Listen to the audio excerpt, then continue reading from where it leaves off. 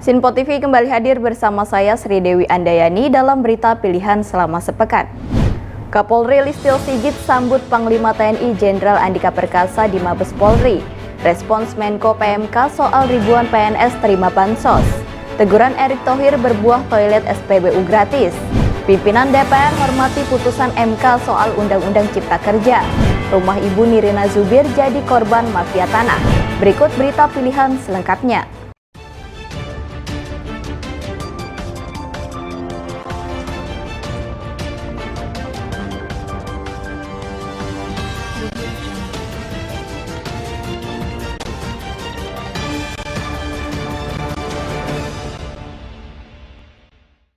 Kapolri Jenderal Listio Sigit Prabowo bertemu dengan Panglima TNI Jenderal Andika Perkasa di Mabes Polri. Dalam pertemuan tersebut, keduanya membahas terkait peningkatan sinergitas dan soliditas TNI Polri, serta membahas penyelesaian tugas yang diberikan oleh Presiden Joko Widodo terkait penanganan dan pengendalian COVID-19.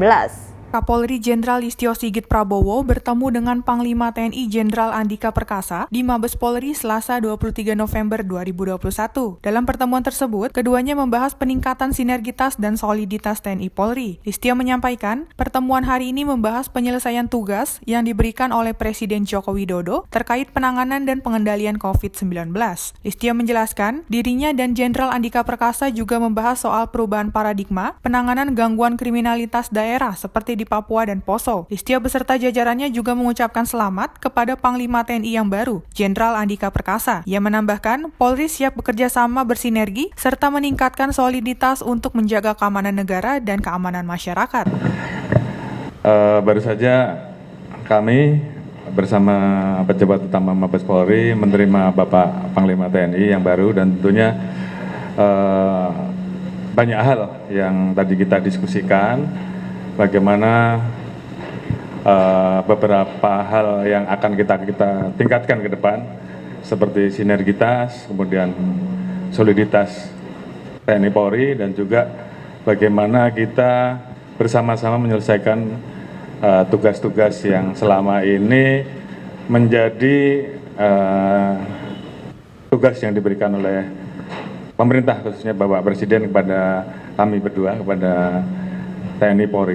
Seperti tadi sudah disampaikan, beberapa kegiatan akselerasi terkait dengan progres vaksinasi yang saat ini sedang kita kejar untuk mencapai 70% di akhir Desember, dan kemudian tentunya bagaimana kita merubah paradigma terhadap pola-pola penanganan terhadap beberapa gangguan kriminalitas seperti di Papua, di Poso, dan juga kegiatan-kegiatan lain yang tentunya akan terus kita bangun dan kita tingkatkan untuk memperkuat dan kemudian membesarkan apa yang selama ini sudah kita jalin, khususnya di dalam hal sinergitas dan soliditas, tentunya juga terkait dengan kegiatan pendidikan, baik di tingkat bawah sampai dengan tingkat atas, yang juga sudah kita diskusikan dan beberapa waktu ini sudah berjalan dengan baik. Saya kira kami, Kapolri dan seluruh jajaran tentunya mengucapkan selamat kepada Bapak Panglima TNI yang baru, dan kami siap untuk terus bekerja sama, bersinergi, meningkatkan soliditas untuk menjaga stabilitas keamanan negara, keamanan masyarakat, dan juga mensukseskan program-program pemerintah, khususnya dalam hal penanganan COVID, pemulihan ekonomi nasional, dan tugas-tugas lain yang tentunya akan menjadi tugas kita bersama. Dari Jakarta, Jihan Nabila, Dava Rizkiano melaporkan untuk Sinpo TV. Panglima TNI Jenderal Andika Perkasa menanggapi insiden pertengkaran antara anggota Komisi 3 DPR RI Arteria Dahlan dengan seorang wanita yang mengaku seorang anak Jenderal TNI. Andika mengatakan dirinya telah meminta kepada Komandan Pusat Polisi Militer untuk berkoordinasi dengan Polres Bandara Soekarno-Hatta dalam menelusuri kasus tersebut. Panglima TNI Jenderal Andika Perkasa menanggapi insiden pertengkaran antara anggota Komisi 3 DPR RI Arteria Dahlan dengan seorang wanita yang mengaku anak seorang jenderal. Jenderal Andika mengatakan, dirinya telah meminta kepada Komandan Pusat Polisi Militer berkoordinasi dengan Polres Bandara Soekarno-Hatta untuk menelusuri kasus tersebut. Andika mengatakan siap untuk menerima laporan dari kedua belah pihak yang berseteru dan akan menindaklanjuti laporan yang melibatkan anggotanya. Andika menambahkan, jika yang terlibat merupakan keluarga dari anggota TNI, akan diproses hukum di ranah kepolisian. Kita telusuri pihak-pihak yang berada di video itu, dan Komandan Pusat Polisi Militer sudah langsung mulai tadi malam melakukan penelusuran, dan tadi pagi sudah langsung berkoordinasi dengan Polres Bandara ya, ada Mas ya, Polres Bandara. Jadi kita sifatnya siap menerima laporan dari dua pelapor ini seandainya ada apakah tekanan, dalam tanda petik tekanan atau apapun juga yang dikeluhkan dan ingin dilaporkan, kami akan proses hukum. Tapi ya memang kewenangan kami kan proses hukum terhadap anggota militer. Kalau yang bukan anggota militer, biar masuk proses peradilan umum. Diketahui, ibu dari Arteria Dahlan dimaki seorang wanita yang mengaku dari keluarga petinggi TNI di Bandara Soekarno-Hatta. Peristiwa tersebut viral setelah Ketua Komisi 3 DPR RI Ahmad Syahroni memposting di akun Instagramnya. Dari Jakarta, Jihan Nabila, Dava Rizkiano melaporkan untuk Sinpo TV. Puluhan ribu aparatur sipil negara terindikasi menerima bantuan sosial pemerintah, baik bantuan program Keluarga Harapan atau PKH maupun bantuan pangan non-tunai. Saat ini pun pemerintah tengah mengevaluasi hal itu dengan memperbaiki data terpadu kesejahteraan sosial sebagai landasan pemberian bantuan, khususnya pengentasan penduduk miskin ekstrim di 7 provinsi di Indonesia. Puluhan ribu aparatur sipil negara atau ASN terindikasi menerima bantuan sosial pemerintah, baik bantuan program Keluarga Harapan atau PKH maupun bantuan pangan non-tunai.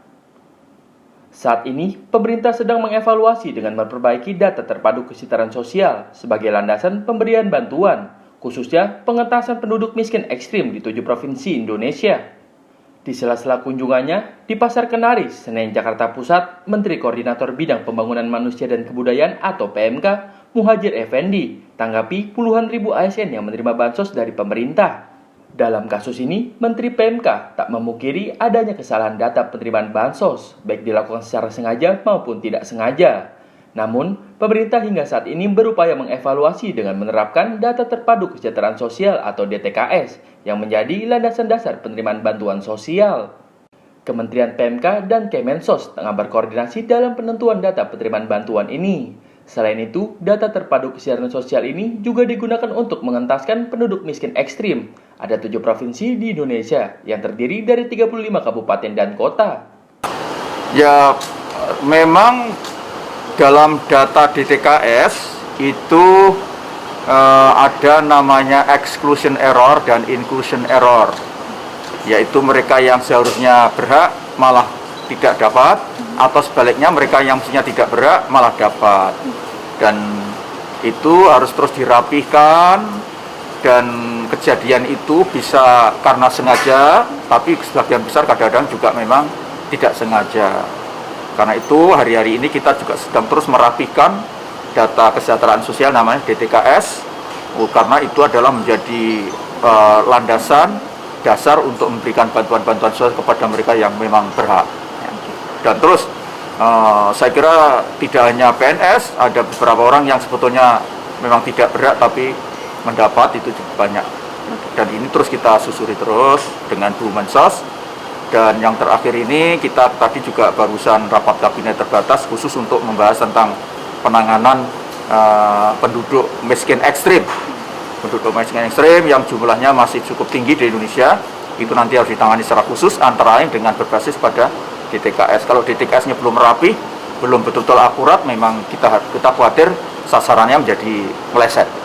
Sekarang yang sedang ditangani di 7 provinsi, mencakup 35 kabupaten kota. Ya, itu terutama di wilayah NTT, kemudian Maluku, Papua Barat, termasuk di wilayah Jawa, Provinsi Jawa.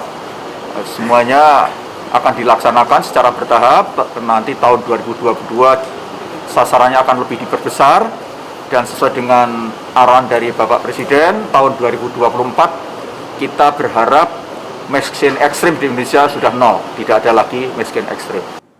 Seperti diketahui, 28.965 ASN aktif tercatat sebagai penerima bantuan sosial dari pemerintah. Selain ASN, dosen serta tenaga medis juga ikut menjadi penerima bantuan ini.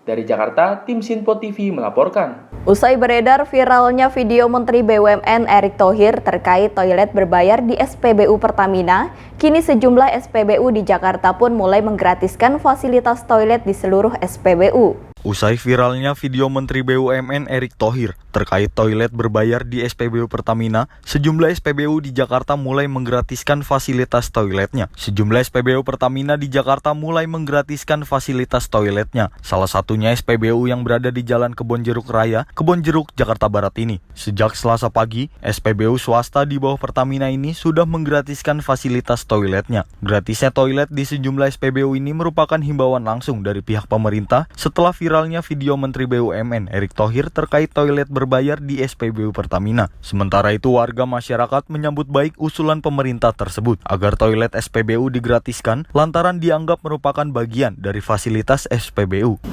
Ya, menurut saya sih bagus-bagus aja gitu. Jadi karena kan fungsinya SPBU kan fasilitas umum ya.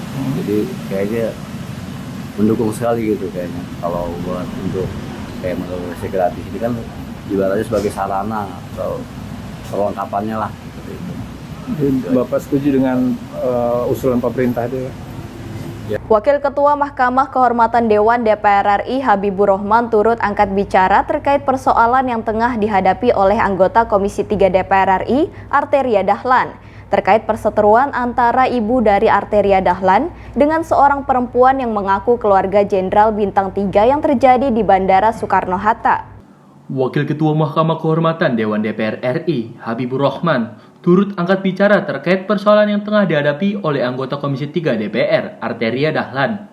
Diketahui sebelumnya viral di media sosial video yang menunjukkan perseteruan antara ibu Arteria Dahlan dengan seorang perempuan yang mengaku keluarga Jenderal Bintang 3 yang terjadi di Bandara Soekarno-Hatta.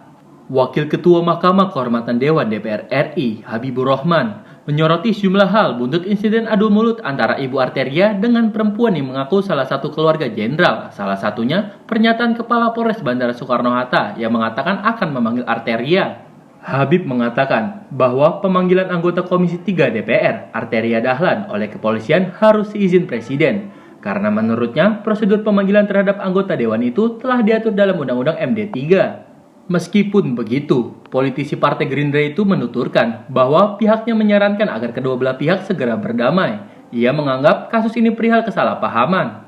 Pernyataan dari Polres Bandara yang saya pikir tidak tepat, mengatakan akan memanggil Pak Arteria, padahal jelas-jelas di Undang-Undang MD 3 dan harusnya menjadi pemahaman teman-teman kepolisian, nggak bisa manggil anggota DPR begitu saja, harus izin ke Presiden. Ya. Kalau Pak Arteria mau datang misalnya dalam konteks mendampingi ibunya, ya silakan saja. Tapi kalau anggota DPR dipanggil tanpa lewat Presiden, itu namanya melanggar undang-undang. Ya, kita tentu akan menentukan respon kalau ini terjadi gitu loh. Dari Jakarta, Satria Ahmad melaporkan untuk Sinpo TV. Pimpinan DPR RI menghormati putusan Mahkamah Konstitusi yang memerintahkan DPR dan pemerintah untuk memperbaiki Undang-Undang Cipta Kerja dalam jangka waktu 2 tahun ke depan. Pimpinan DPR RI menghormati putusan Mahkamah Konstitusi yang memerintahkan DPR dan pemerintah memperbaiki Undang-Undang Cipta Kerja dalam jangka waktu 2 tahun ke depan. Hal tersebut dikatakan Wakil Ketua DPR RI Sufmi Dasko Ahmad kepada wartawan di Gedung Nusantara 3 Kompleks Parlemen Senayan Jakarta pada Kamis sore. Menurutnya, keputusan Mahkamah Konstitusi merupakan keputusan final dan mengikat sehingga nantinya DPR akan mempelajari terlebih dahulu putusan MK tersebut untuk mengetahui apa-apa saja yang harus diperbaiki oleh DPR. Setelah mempelajari putusan MK, DPR akan mengambil langkah sesuai mekanisme yang ada untuk mentaati peraturan tersebut. Kami sudah baru mendengar keputusan dari MK juga yang baru diputuskan pada hari ini. Tentunya kami menghormati keputusan MK yang bersifat final dan mengikat. Namun putusan tersebut kami masih akan pelajari terlebih dahulu sebelum kemudian DPR mengambil langkah-langkah sesuai dengan mekanisme yang ada untuk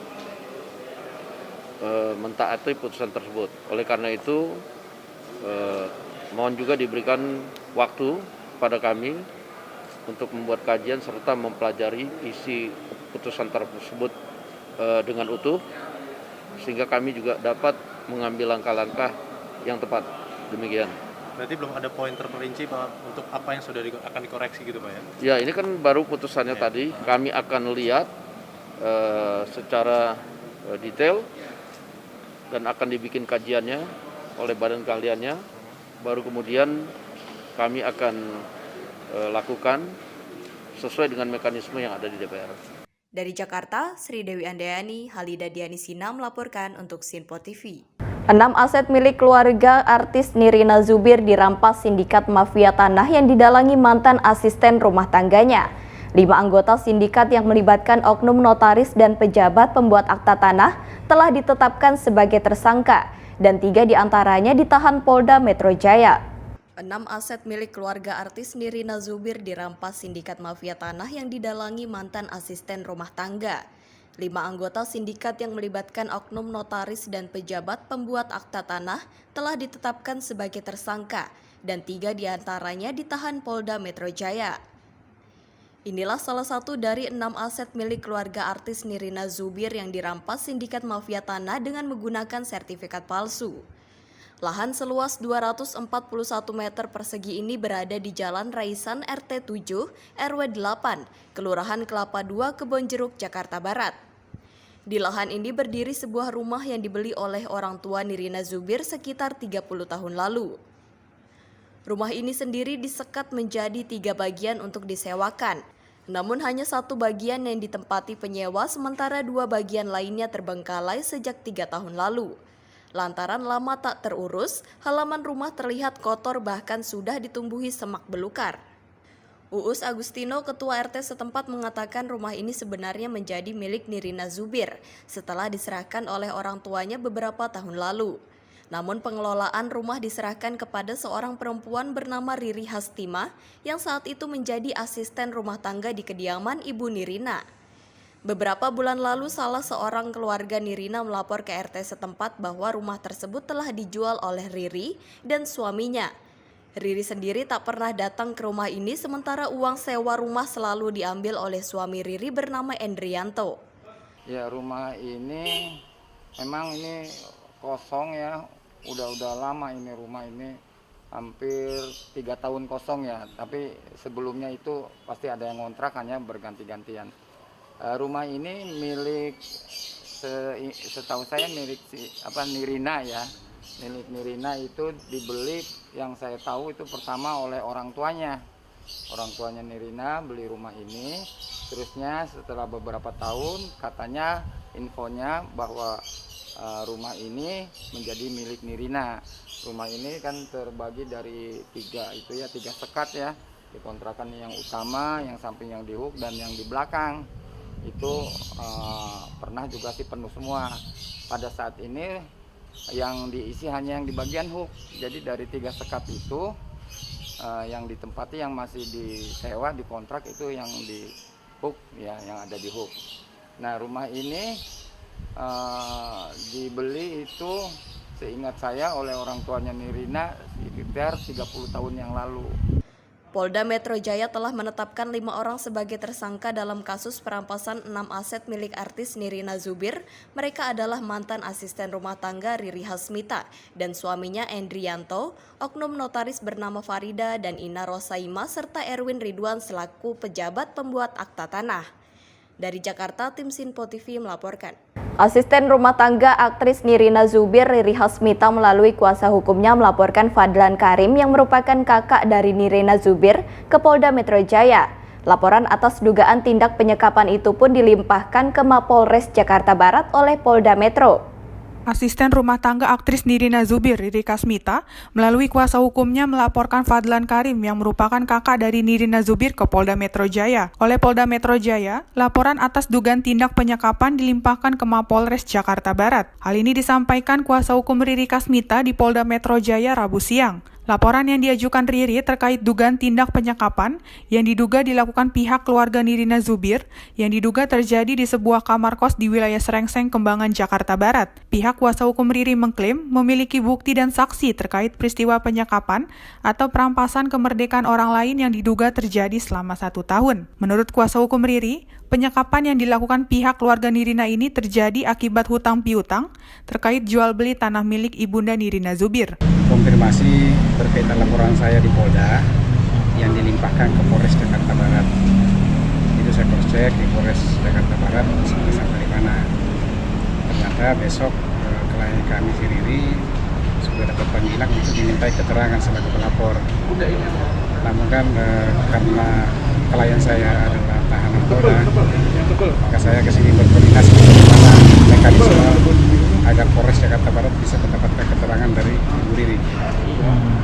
Oh ya, kalau itu kan kategori penyekapan kan orang dikurangi kemerdekaannya, ruang geraknya dibatasi, kan seperti itu. Apalagi di dalam suatu ruangan. Dan prakteknya itu adalah Ibu Riri dengan suami ditahan di ruangan itu, tidak diterima gitu ya. Tapi kalau Ibu Riri harus makan, mereka keluar beli makanan, tapi hanya satu yang boleh keluar. Membeli bukti ya, pasti gitu ya. Yang kedua saksi-saksi, bila dari orang tuanya mengantar makanan, juga penjual-jual yang ada di situ. Dan itu ruangannya digembok dan Resmob sudah pernah ke sana kan kita melapor apakah ruangan itu bisa menyebabkan penyekapan. Nah, ternyata memang cuma satu jalan yang dijaga oleh security. Terkait utang piutang itu, jadi setahun yang lalu dia keluarga Nirina ya meminta ganti rugi terhadap 6 sertifikat tersebut. Nah, maka Riri sudah menyanggupi minta waktu 4 tahun untuk diselesaikan sertifikat itu. Nah, kan tetapi berujung dengan pelaporan. Nah, selama dari mulai ada mediasi waktu itu ya, kurang lebih setahun lalu bulan Oktober 2020, Riri terus membayar dengan janji bayarnya 30 juta setiap bulan. Oke. Selang beberapa bulan itu dipenuhi ya, termasuk mobilnya kan diserahkan, motor, ada beberapa barang elektronik lainnya kan. Tetapi akhir-akhir ini karena usaha juga kan nggak bagus, akhirnya kan pembayaran itu kan kecil. Nah, berujunglah dia dilaporkan. Laporan yang diajukan kuasa hukum Riri Kasmita ke Polda Metro Jaya ini telah dilimpahkan ke Polres Jakarta Barat. Untuk itu, kelanjutan proses hukum terhadap laporan yang diajukan oleh Riri Kasmita yang merupakan ART Nirina Zubir yang kini sudah berstatus tersangka atas kasus dugaan penyekapan akan ditangani Reskrim Polres Jakarta Barat. Dari Jakarta, tim Sinpo TV melaporkan. Sebuah mobil mewah Land Cruiser terbakar di Tol Layang Wiyoto Wiono, Jatinegara, Jakarta Timur pada Senin sore.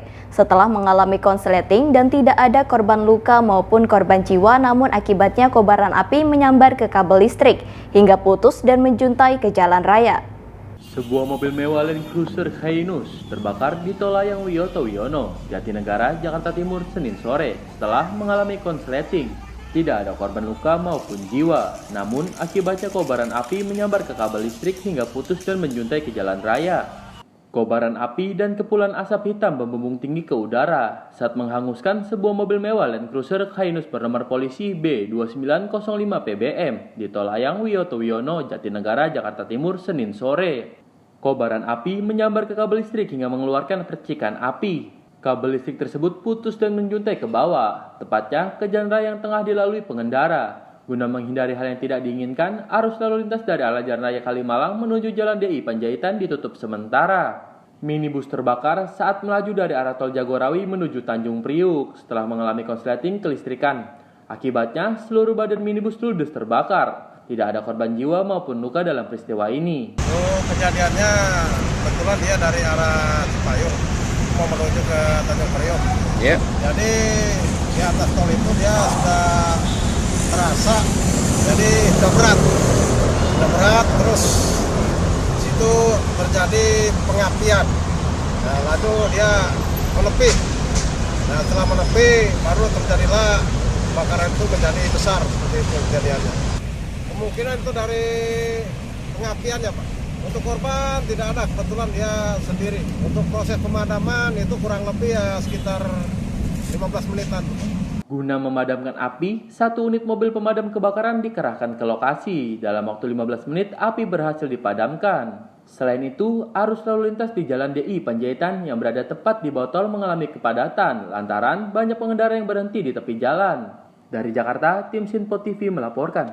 Oknum kurir ojek online yang membawa kabur laptop MacBook M1 Max 2021 seharga Rp67 juta berhasil ditangkap oleh Direktorat Reserse Kriminal Khusus Polda Metro Jaya.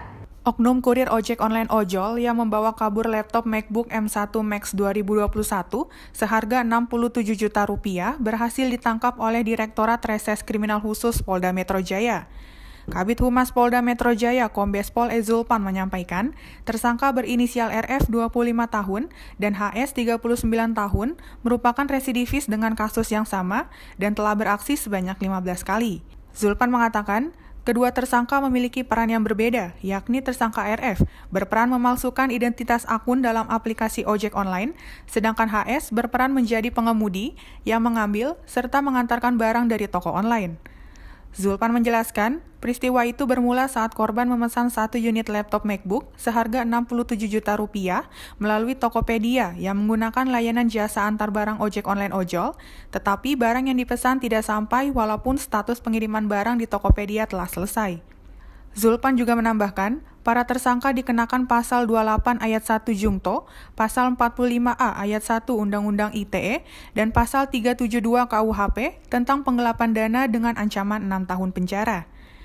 Ada 2 tersangka yang sudah diamankan di sini dan sudah ditetapkan sebagai tersangka dan sudah ditahan. Yang pertama berinisial RF, umur 25 tahun. Kemudian yang kedua berinisial HS, umur 39 tahun. Mereka ini adalah teman, saling mengenal, dan juga memang sudah beberapa kali melakukan kegiatan ini. Dalam kegiatan ini mereka melakukan kerjasama dengan modus operandi tersangka HS meminta bantuan kepada tersangka RF untuk dicarikan akun drive Gojek yang dijual oleh pemiliknya. Jadi ini berawal dari akun driver Gojek yang dijual oleh pemiliknya. Khususnya yang mereka incar ini adalah barang-barang elektronik seperti HP, laptop, CPU, dan lain-lain dari customer oleh tersangka S tidak diantarkan kepada orang yang berhak menerima, melainkan digelapkan oleh mereka. Nah, inilah yang mereka lakukan, rekan-rekan sekalian, dan kejahatan ini sudah cukup sering mereka lakukan dan baru kali ini diungkap berkat adanya laporan daripada korban. Bahwa terhadap kedua tersangka ini ya kita kenakan pasal 28 ayat 1 junto pasal 45A ayat 1 Undang-Undang ITE dan juga pasal 372 KUHP tentang penggelapan dengan ancaman hukuman 6 tahun penjara. Dari Jakarta, Jihan Nabila, Rira Salsabila melaporkan untuk Sinpo TV. Demikian berita sepekan kali ini. Jangan lupa untuk selalu mengikuti berita terkini di Sinpo TV, Sinpo ID, dan media sosial Sinpo lainnya. Saya Sri Dewi Andayani beserta kru yang bertugas pamit undur diri. Selamat berakhir pekan dan sampai jumpa.